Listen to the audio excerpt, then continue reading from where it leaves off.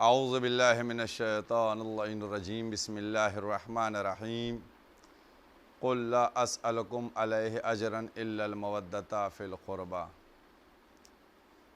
آج ہم آپ کے سامنے جو حاضر ہوئے ہیں وہ دو موضوعوں کو لے کر، ایک چونکہ 15 شعبان کی مناسبت سے ولادت بسعادت امام حسن علیہ السلام ہے، اور جو پروگرام ہو اس میں آدھا حصہ بقی سے متعلق ہے، یعنی مزار حضرت زہرا سلام اللہ علیہا۔ ابتدا میں نے اسی لیے اس آیت کو منتخب کیا، قُلْ لَا أَسْأَلُكُمْ عَلَيْهِ أَجْرًا إِلَّا الْمَوَدَّةَ فِي الْقُرْبَى۔ اے رسول، آپ لوگوں سے کہہ دیجئے کہ میں تم سے کچھ بھی نہیں چاہتا ہوں، کوئی سوال نہیں کرتا ہوں، کچھ نہیں مانگتا ہوں۔ لا اسألکم، کوئی سوال نہیں کرتا ہوں، علیہ اجراً، اجر کے سلسلے میں، جو میں نے محنت کی ہے، جو میں نے زحمت اٹھائی ہے، جو میں نے کانٹوں پہ چلا ہوں، پتھر کا کوئی چیز نہیں، الا المودۃ فی القربى، سوائے اس کے، الا سوائے اس کے کہ میرے اقربا سے مودت کی جائے۔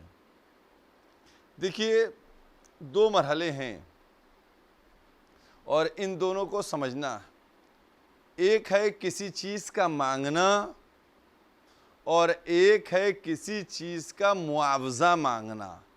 ان دونوں کے فرق کو آپ سمجھ لیجئے، تب آپ کی سمجھ میں آئے گا۔ مثلاً کسی نے آپ سے کہا 50 روپے دے دیجئے، آپ نے دیجئے اس کو یا نہیں دیجئے یہ آپ کی مرضی ہے۔ یہ 50 روپے جو ہیں یہ آپ کے ہیں، وہ آپ سے مانگ رہا ہے۔ بہت دقیق ایک مرحلہ ہے جس کو آپ کے سامنے بیان کر رہا ہوں، اور اس کے اوپر آپ توجہ فرمائیں۔ کسی نے کہا 50 روپے دے دیے، آپ نے کہا نہیں دوں گا، تو سوال کرنے والا اب دوبارہ آپ سے تقاضا نہیں کر سکتے، آپ گنہگار نہیں ہوں گے، آپ کو عذاب الہی نہیں، آپ پر عذاب الہی نازل نہیں ہوگا۔ لیکن اگر یہ شخص کہے کہ 50 روپے ہماری محنت کے عوض میں یا ہمارے سامان کے عوض میں دیجئے، تو اب چونکہ یہ عوض میں طلب کر رہا ہے، گویا آپ نے اس سے کچھ لیا ہے، لہٰذا یہ آپ سے مانگ رہا ہے، تو اب آپ پر واجب ہوگا کہ آپ اس کو 50 روپے دیں۔ اور اگر نہیں دیجئے گا، وہاں نہیں دے رہے تھے تو کوئی عذاب نہیں، کوئی آپ کے اوپر گناہ نہیں، لیکن یہاں اگر آپ نہیں دیجئے گا تو آپ پر عذاب نازل ہوگا، گناہگار ہوئیں گے، اور جو چیز 50 روپے کی اس سے آپ نے لی ہے اس کا استعمال آپ پر حرام ہو جائے گا، اور جب اس کا استعمال حرام ہوگا تو پھر وہ جہاں تک چیز جائے گی وہ سب حرام ہوتا چلائے گا۔ تو آیا اس آیہ کریمہ کا جو فقرہ ہے، ان الفاظ کو ہم دیکھیں، ان سے یوں ہی نہیں کہا جا رہا ہے کہ تم ہمارے اقربا سے، قل، آپ کہیے رسول، میں چونکہ بہرحال ڈیٹیل سے نہیں، بہت مختصر سا پروگرام ہے اس لیے اجمالاً اس پہ گفتگو ہو رہی ہے، اشارتاً و کنایتاً بات کر رہا ہوں آپ سے، کہ اس میں یہ چیز نہیں ہے کہ اے رسول آپ کہیے لوگوں سے کہ یہ لوگ یوں ہی محبت کریں اہل بیت سے، مودت کریں، نہیں، عام لینگویج استعمال نہیں کی گئی کہ بلکہ کیا ہے، لا اسألکم علیہ اجرن، جو میں نے پہنچایا ہے اس کے اجر کے سلسلے میں، یعنی تبلیغ اسلام کی جو زحمتیں ہیں، جو محنت ہے، اس تمام تبلیغ کی قیمت بتا کر اہل بیت کی مودت کا سوال کیا جا رہا ہے۔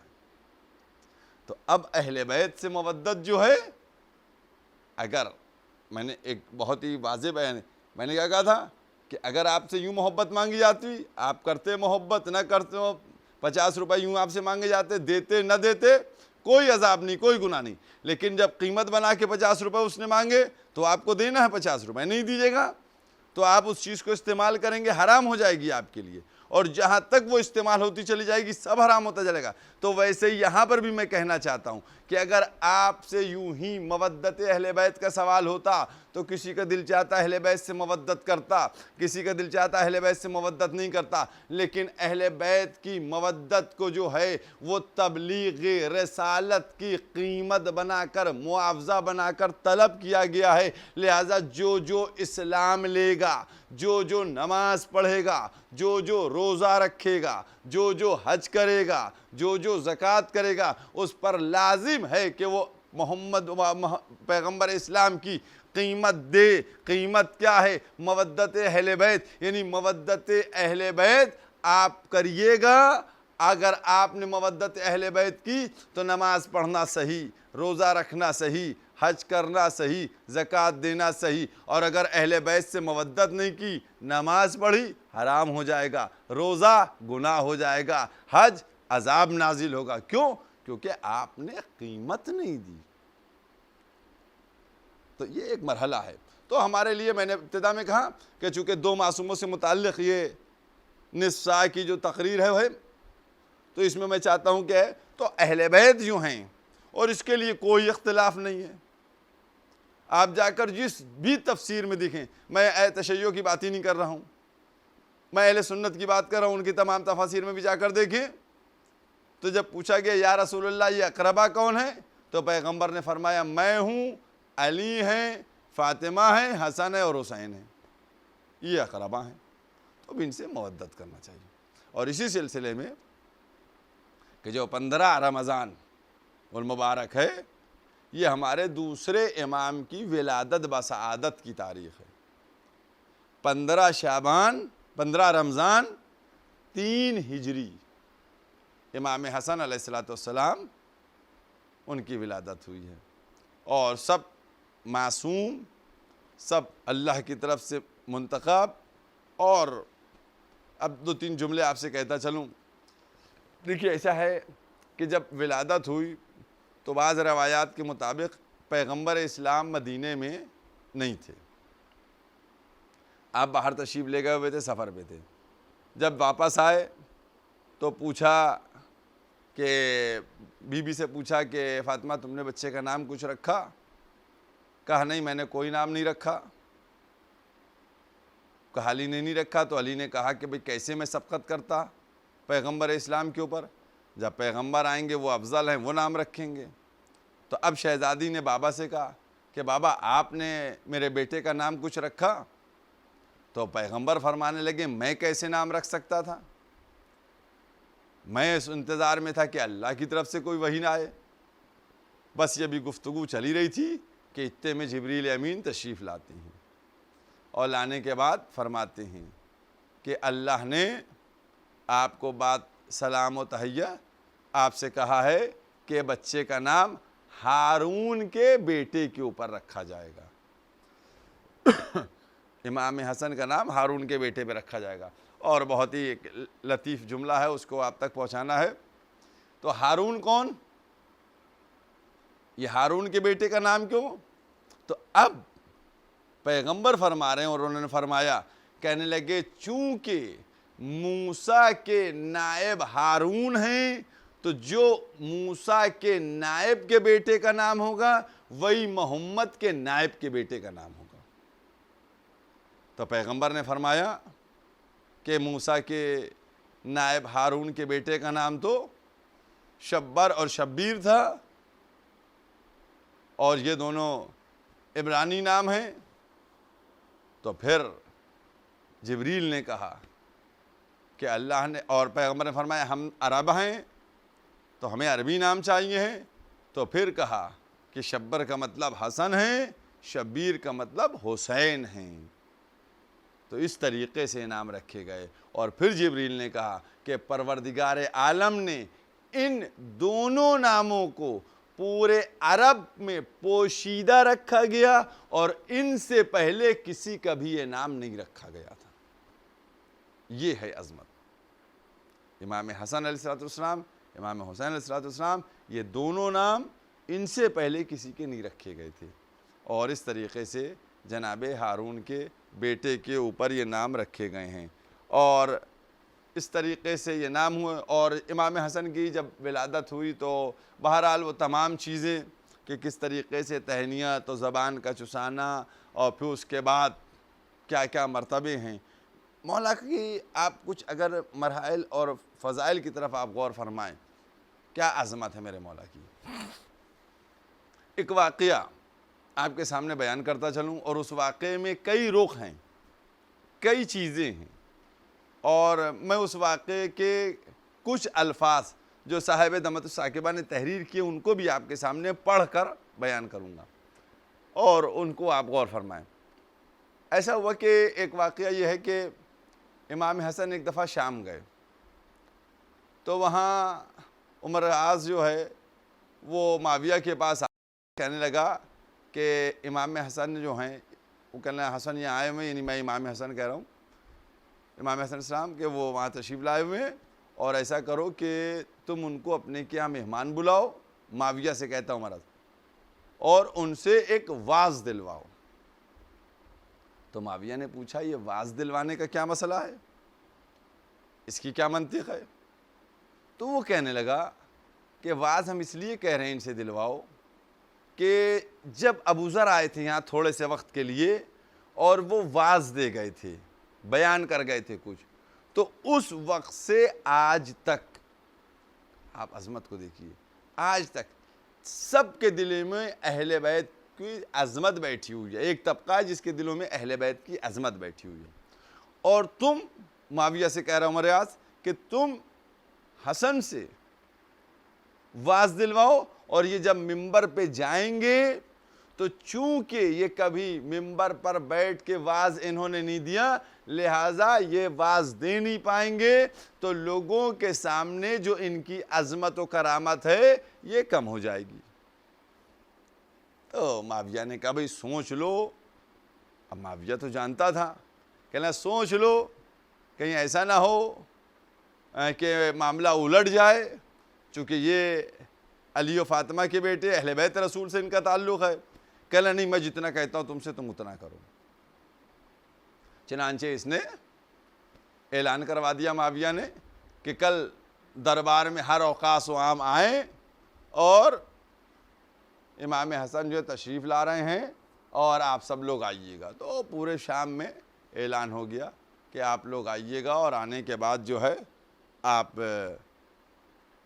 تشریف لائیں۔ خیر صاحب پورا مجمع اکٹھا ہو گیا، اور جب سب لوگ اکٹھا ہو گئے اور سب لوگ آ گئے تو اب اس وقت کچھ لوگوں نے کہا کہ بھائی معاویہ کے جو آمادہ کیے ہوئے تھے ان میں سے کچھ لوگوں نے کہا کہ بھئی ایسا ہے کہ امام حسن سے کہ کچھ آپ واز فرما دیجئیں۔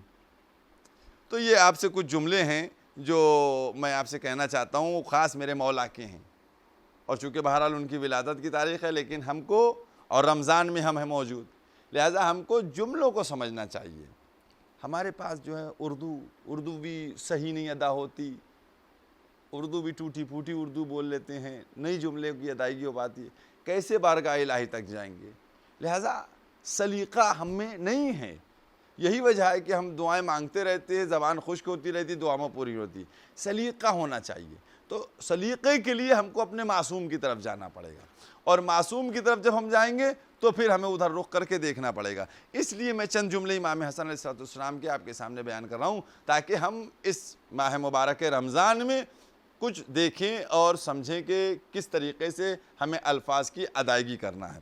اب امام حسن مسکرائے اور پھر اٹھے اور منبر پہ اور فرمایا۔ اب یہ جملے جو ہیں سب صاحب دمت الثاقبہ نے امام حسن کے اس خطبے کے نقل کیے ہیں۔ جو مجھے پہچانتا ہے سو پہچانتا ہے، جو نہیں پہچانتا ہے میں اسے بتا دوں۔ میں حسن ابن علی ہوں، میں حسن ابن فاطمہ بنت رسول ہوں، میں فرزند رسول ہوں، میں پسر نبی ہوں، میں سراج منیر کا بیٹا ہوں، میں بشیر و نذیر کا بیٹا ہوں، میں رحمت للعالمین کا بیٹا ہوں، میں رسول جن و انس کا بیٹا ہوں، میں افضل کونین کا دلبند ہوں، میں صاحب فضائل کا لال ہوں، میں صاحب معجزات کی ذریت ہوں، میں امیر المومنین کا جگر گوشہ ہوں، میں وہ ہوں جس سے حق چھین لیا گیا۔ اب دیکھیے، پہلے تعارف کرایا، اب اس کے بعد امام حسن کے اس دشمن کے دربار میں کس طریقے سے میرے مولا نے جملے کہیں ان کو آپ دیکھیں کہ میں ہوں کہ جو میں صاحب معجزات کا ضرورت ہوں، میں امیر میں وہ ہوں جس سے حق چھین لیا گیا، میں جوانان جنت کے سردار میں سے ایک ہوں، ابھی ایک ہوں، میں رکن و مقام کا فرزند ہوں، میں مکہ و منا کا بیٹا ہوں، میں معاشر و عرفات کا لاڈلا ہوں، میں نبی شفیع کا لخت جگر ہوں، میں اس کا پارہ دل ہوں جس کی کمان میں ملائکہ نے جہاد کیا، میں اس کا جگر پارا ہوں جس سے نے قریش کی گردنیں جھکا دی تھیں، میں اس کا بیٹا ہوں۔ جب آپ یہاں پہنچے تو مجمع میں چیمی گوئیاں شروع ہو گئیں، کچھ لوگوں کے چہرے اتر گئے اور معاویہ نے کہا، دیکھیے مولا نے امام حسن علیہ السلام نے اپنے لیے جو تعارف کا اور حق کی بات کی وہ مولا کائنات سے شروعات کی، مولا کے فضائل بیان کیے کہ جن کے زیر میں، جن کے ساتھ کمان میں ملائکہ نے کیا اور جنگ کی، ساری چیزیں کیوں مولا نے اس لیے یہ انداز اختیار کیا کیونکہ یہ وہی جگہ ہے جہاں ہزاروں ممبروں سے مولا کائنات کے اوپر غلط طریقے سے الفاظ بیان کیے جاتے تھے۔ تو مولا چاہتے تھے، میرے امام حسن علیہ السلام چاہتے تھے کہ ان کو حقیقت سے آشنا کروا دو کہ جس کو تم برا بھلا کہتے ہو وہ کون ہے، اس کی عظمت کیا ہے، ان کا مرتبہ کیا ہے، یہ مرحلہ ہے۔ اور جب امام حسن علیہ السلام یہاں تک پہنچے تو اب معاویہ جو ہے، جو ڈر تھا اس کو، اس سامنے اس کے آ گیا اور کہنے لگا کہ واقعاً یہ وہی ہیں، اور اب اس نے جو ہے کسی بھی طریقے سے ان کو روکنا چاہا کہ اب ان کو روک دیا جائے، لیکن امام حسن جو ہیں انہوں نے خطبے کو روکا، لیکن اسی اثناء میں وہاں ایک بیٹھا ہوا شخص جو تھا وہ اٹھ گیا، اور اٹھنے کے بعد اس نے کہا کہ آپ کی وہی بد کلامی، ہمیشہ دشمن کی چال یہی رہی ہے کہ جیسے ہی وہ ہارا تو اس نے یا حملہ زبان سے کر دیا یا تلوار سے کر دیا، اس نے زبان سے حملہ شروع کر دیا، اور جب امام حسن کے سامنے اس نے زبان سے اس طریقے سے بد کلامی کی اور کی تو امام حسن علیہ السلام نے اس کو بد دعا دی، کیا کہا تو عورت بن جا، بس جیسے ہی یہ جملہ کہا ویسے ہی وہ شخص جو تھا وہ عورت بن گیا، اور کہا تیری یہاں بھرے دربار میں مردوں میں کیا ضرورت ہے، نکل جائے یہاں سے، اور وہ نکل کے بہت تیز بھاگا۔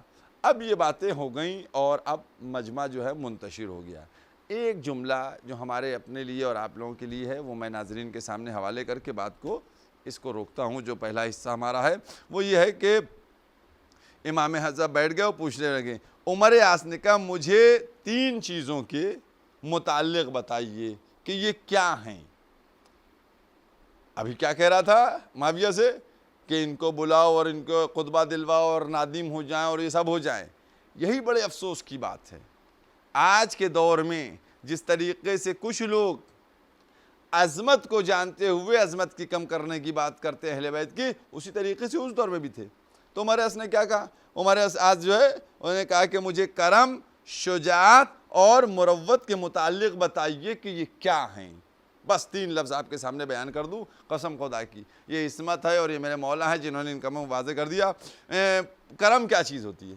کرم کس کو کہتے ہیں؟ اب کہتے رہیے آپ کرم کے مطلب یہ ہیں اور کرم کے مطلب یہ ہیں اور کرم کے مطلب یہ ہیں۔ میرے مولا نے کیا فرمایا؟ مانگنے والے کے مانگنے سے قبل، مانگنے والے کے مانگنے سے قبل دے دینا یہی کرم ہے۔ مانگنے والے کے مانگنے سے پہلے خود آپ دے دیجئے، یہ کرم ہو جائے گا۔ اب شجاعت کیا ہے؟ شجاعت کو فرماتے ہیں کہ اسلام اور اپنے ناموس کے تحفظ اور مصائب میں صبر کا نام ہے شجاعت۔ ہر وقت جو ہے آستینیں الٹنا یہ بہادری نہیں ہوتی ہے، کیونکہ اگر ہر وقت آستینیں پلٹنا بہادری ہوتی کہ صاحب تلوار نکال لی تو پھر صبر کرنا، صبر چیز جو ہے یہ بھی شجاعت ہے، اور اس کو بہت ہی تاریخ میں جا کر بیان کیا جائے تو سب چیزیں سامنے واضح ہو جائیں گی۔ تو بہرحال کہ صبر کو ابھی آپ کے سامنے میں اسی سے لے جا کر بات کروں گا. ایک مروت بیان ہوں، دین کے تحفظ، کمینگیوں سے اجتناب، حقوق کی ادائیگی اور سلام کی ابتدا، یہ سب جو ہیں یہ مروت میں آتی ہیں. لہٰذا ہم کو اس طریقے سے اپنی بات کو اور اپنے کو رکھنا چاہیے. ہم کرم کیسے کریں؟ مانگنے والے سے پہلے دے دیں.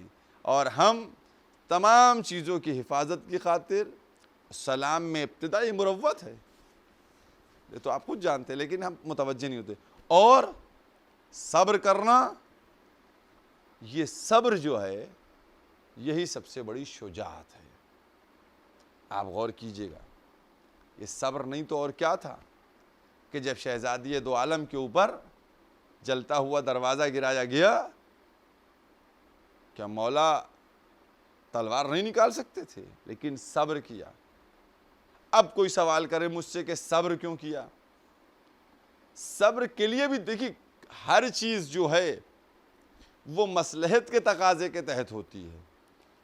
صبر اس لیے مولا فرما رہے تھے تاکہ یہ جو باہر دروازہ جلانے والے ہیں ان کا کیریکٹر بھی تو سامنے آ جائے، ان کا کردار بھی تو سامنے آ جائے.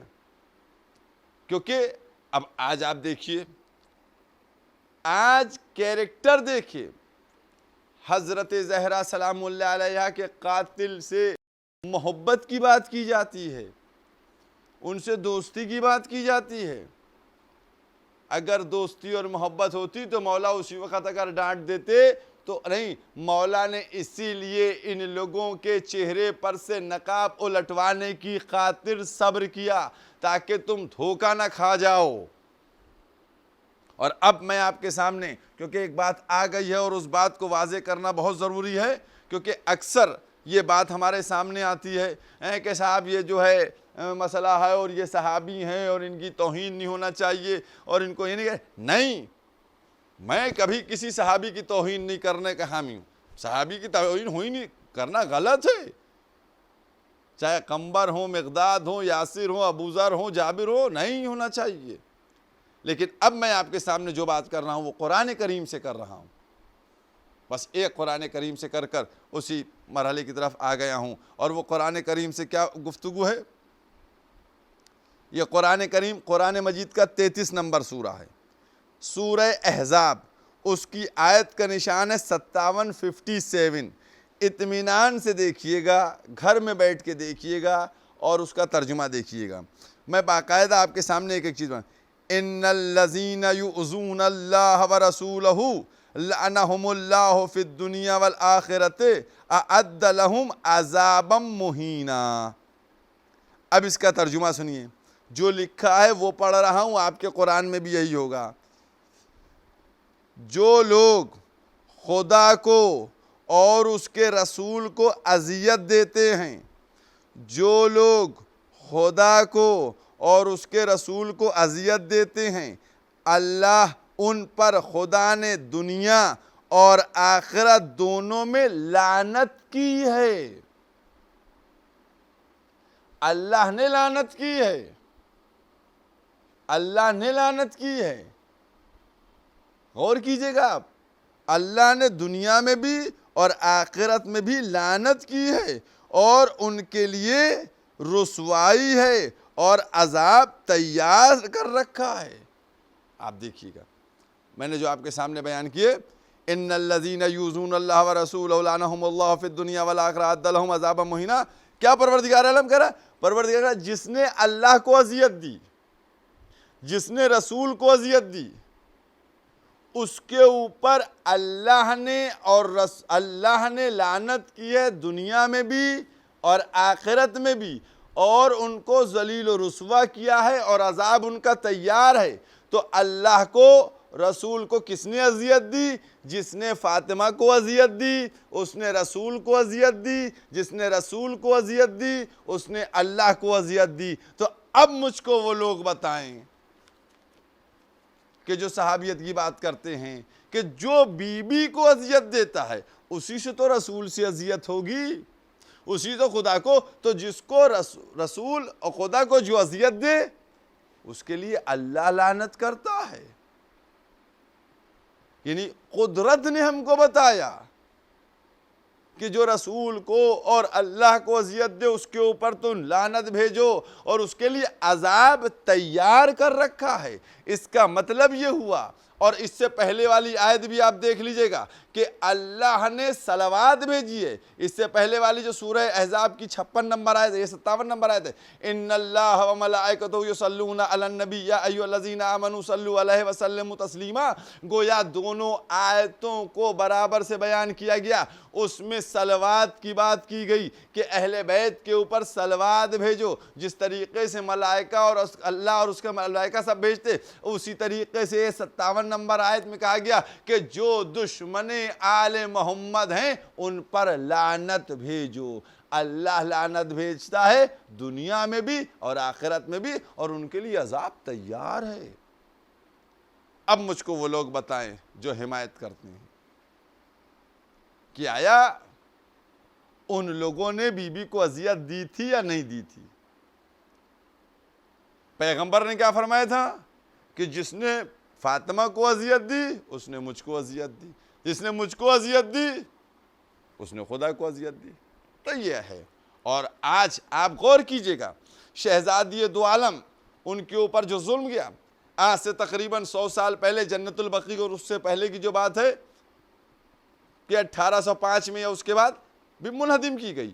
پھر اس کے بعد 1925 یا 26 میں ایسے منہدم کی گئی جنت البقیع.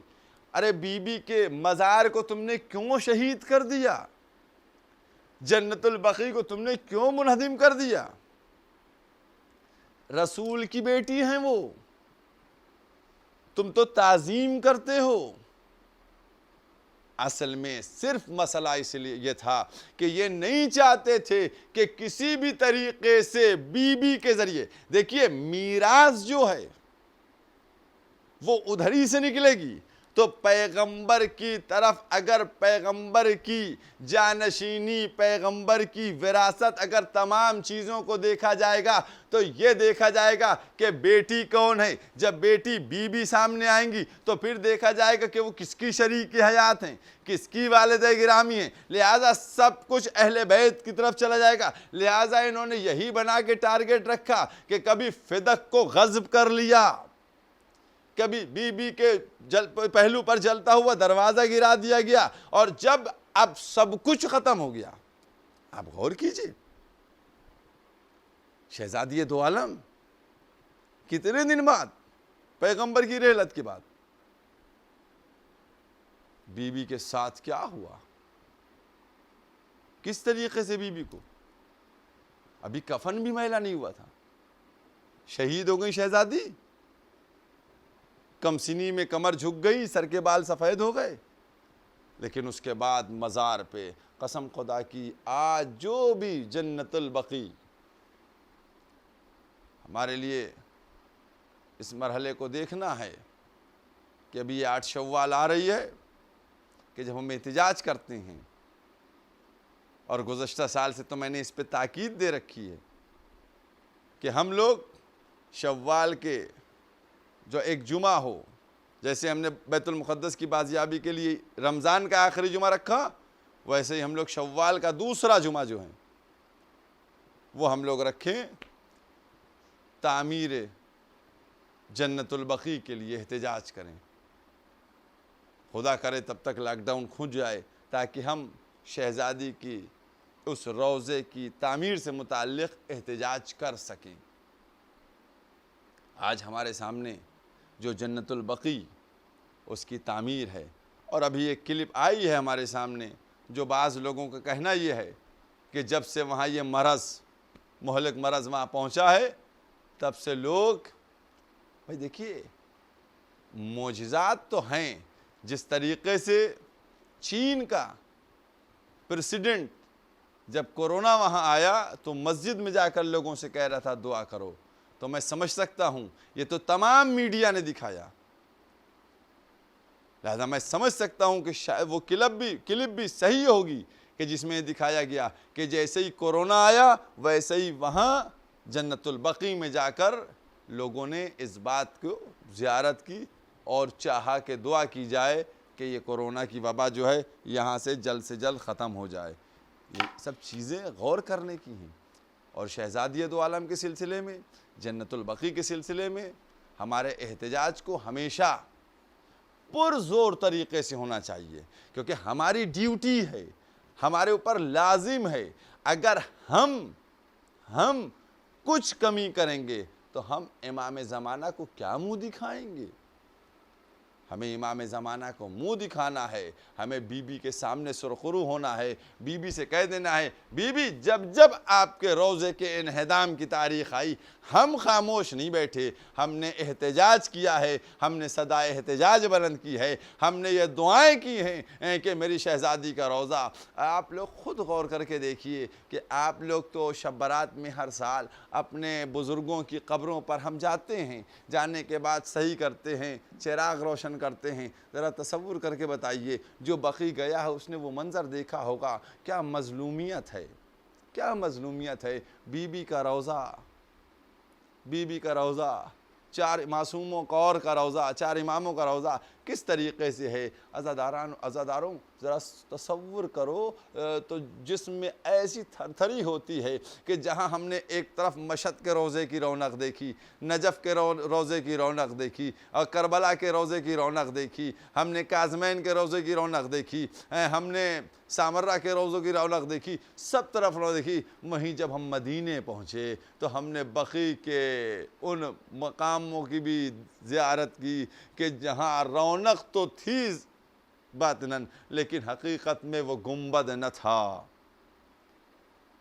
وہ مینار نہ تھے، وہ حرم نہ تھا۔ عزاداروں بس ہماری یہی دعا ہے، ہم یہی دعا کریں گے بارگاہ احدیت میں، پروردگار عالم یا اس ملعون حکومت سعودیہ کو یہ ہدایت کر دے کہ وہ جلد سے جلد بقیع کی تعمیر کرائے، اور اگر اس کو ایسی ہدایت کے لائق نہیں ہے تو وہ ختم ہو، اور کوئی ایسے اسباب فراہم ہوں، میرے مولا ایسے اسباب فراہم ہوں جلد سے جلد بقیع کی تعمیر ہو، اور ہم لوگ اس روضے کو دیکھیں کہ کس انداز سے ہماری شہزادی کے روضے کا گنبد جو ہے ہم کو نظر آئے۔